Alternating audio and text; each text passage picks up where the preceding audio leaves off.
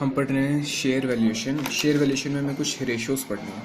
पहली रेशियो आती है रिटर्न ऑन इन्वेस्टमेंट। इसको हम रिटर्न ऑन कैपिटल एम्प्लॉयड भी कहते हैं और रिटर्न ऑन एसेट भी कहते हैं। तो रिटर्न ऑन इन्वेस्टमेंट का मतलब क्या है? रिटर्न ऑन इन्वेस्टमेंट का मतलब है जितने पैसे हमने बिजनेस में लगाए हैं उस पर बिजनेस क्या रिटर्न दे रही है। तो हमने दो ही पैसे लगाए, एक तो शेयर होल्डर का और दूसरा डिबेंचर होल्डर का। और बिजनेस में जो लगाए यानी हम कैपिटल एम्प्लॉयड यानी ऑपरेटिंग कैपिटल की बात करें तो इसको हम दो तरीके से निकाल सकते हैं, प्री टैक्स और पोस्ट टैक्स। प्री टैक्स यानी टैक्स से पहले।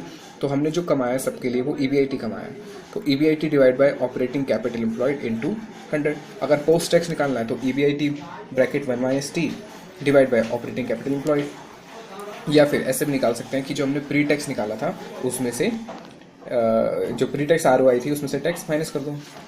अब ऑपरेटिंग ईबीआईटी का मतलब क्या है? ऑपरेटिंग ईबीआईटी का मतलब है सेल्स माइनस ऑपरेटिंग कॉस्ट, यानी कि variable and fixed. Operating variable cost and fix cost. Total EBIT minus non operating income plus non operating expenses, तो ये हमारी ऑपरेटिंग ईबीआईटी आ जाएगी। रिटर्न ऑन इक्विटी अगला है। रिटर्न ऑन इक्विटी का मतलब है इक्विटी के लिए कितना कमाया। Percentage earning on equity holder on fund invested by him is known as ROE. ठीक है, ये हमेशा पोस्ट टैक्स होगी क्योंकि इक्विटी को हमेशा टैक्स के बाद ही मिलता है ओनर को।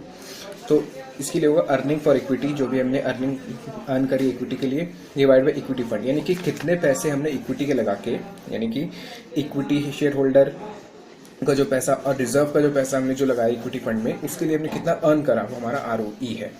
इसको हम ऐसे भी निकाल सकते हैं कि टोटल इक्विटी के लिए हमने इतना कमाया और इक्विटी हमारी इतनी है, तो ये आ गई। अगर मैं सिंगल कहूँ तो सिंगल के लिए हमने कितना कमाया, वो ईपीएस कहलाता है, अर्निंग पर शेयर, यानी एक शेयर के लिए हमने कितना कमाया।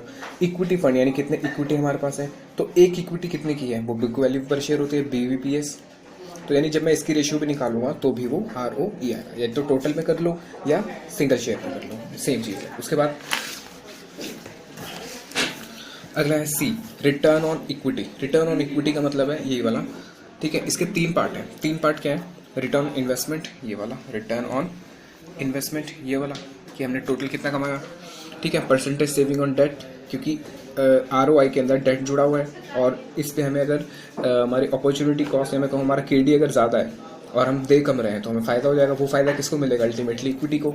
और ऐसे ही प्रेफरेंस पे भी, यानी कि आरओई ऐसे भी निकल सकता है, आरओआई पोस्ट टैक्स, क्योंकि आरओई पोस्ट टैक्स होता है तो उसको भी पोस्ट टैक्स करना पड़ेगा, यानी EBIT 1 minus T divide by operating capital employed. Percentage saving on debt का मतलब क्या है कि आरओआई कितना है हमारा, उसमें से केडी माइनस कर देंगे, यानी कि ये हमारा पूरा हमने कमाया है देने के लिए। ठीक है, और हम इतना दे रहे हैं, debt divide by equity amount, ये इसकी रेशियो हो गई डेट अपॉन इक्विटी। तो हमें से परसेंटेज सेविंग मिल जाएगी कि भाई मैं कितना दे रहा हूँ और कितना दे सकता हूँ, तो मुझे वो सेविंग हो जाएगी। ऐसे ही प्रेफरेंस के ऊपर भी ROI minus KP into preference share amount divide by equity share. ठीक है, तो इन तीनों को जब मैं जोड़ दूंगा, इसको ठीक है, आरओआई को, परसेंटेज सेविंग ऑन आरओआई और percentage saving on preference, sorry percentage saving on debt. उसके बाद है डिविडेंड पे आउट रेशियो, कितना डिविडेंड हम पे कर रहे हैं। बहुत सिंपल है, हमने कितनी अर्निंग करी उसके ऊपर कितना डिविडेंड पे कर रहे हैं, कितनी हमने अर्निंग करी उस पर कितना डिविडेंड पे कर रहे हैं, that will be our dividend pay out ratio. तो अगर मैं इसको सिंगल पे देखूँ यानी एक शेयर पे, तो डिविडेंड अमाउंट जो होती है एक शेयर, ये टोटल के लिए अगर एक शेयर के लिए कहूँ तो मैं कहूँगा डिविडेंड पर शेयर, और अर्निंग फॉर इक्विटी एक शेयर के लिए ईपीएस, यानी इसको ऐसे भी निकाल सकते हैं। रिटेंशन रेशियो, रिटेंशन का मतलब कि टोटल अर्निंग में से हमने कितना पे कर दिया तो उसके बाद जो बचा वो रिटेंशन है। तो पे तो हमने ये करा था, यानी अगर टोटल 100 है इसमें से पे आउट रेशियो, यानी ये वाली रेशियो में हटा दूँ तो मुझे मिल जाएगा। या फिर मैं ये भी कह सकता हूँ कि अर्निंग में से इतना रिटेन हो गया। ठीक है, या सिंगल पे कहते हैं, सिंगल पे अर्निंग ईपीएस, सिंगल पे रिटेन ईपीएस, तो ऐसे भी इसे निकाल सकते हैं। अगली रेशियो है डिविडेंड यील्ड। डिविडेंड यील्ड मतलब हमने कितनी मार्केट प्राइस पे कितना डिविडेंड कमाया, तो एमपीएस डिवाइड बाय डीपीएस। उसके बाद अर्निंग यील्ड, यानी कि हमने कितनी अर्निंग कमाई, ठीक है, मार्केट प्राइस पे, इतना मार्केट प्राइस है उस पर इतनी अर्निंग है। ठीक है, तो इसमें कुछ ध्यान देना है, नोट। रिटर्न ऑन इक्विटी जो है वो इक्विटी शेयर होल्डर के लिए होता है, अर्निंग यील्ड भी इक्विटी शेयर होल्डर के लिए होता है, लेकिन दोनों में फ़र्क क्या है? रिटर्न ऑन इक्विटी जो है वो बुक वैल्यू से निकलता है, बुक वैल्यू वेट को यूज़ करके, और अर्निंग यील्ड जो है वो मार्केट प्राइस वेट को यूज़ करके निकलता है। उसके बाद आता है डिविडेंड रेट। डिविडेंड रेट कैसे निकलेगा?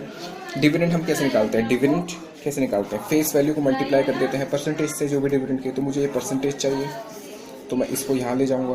तो डिविडेंड जो भी हमारा है, जो भी डिविडेंड पर शेयर जो है डिवाइड बाय फेस वैल्यू, ये dividend per share divide by face value, ये टोटलिटी में भी निकाल सकते हैं इसको कि total dividend divide by total face value, ठीक है। अच्छा, डिविडेंड रेट जो है वो कैलकुलेटेड होता है using face value. Dividend yield जो है वो कैलकुलेटेड होता है प्राइस वैल्यू, यानी जब भी वर्ल्ड यील्ड आ जाएगा तो यील्ड हमेशा ही मार्केट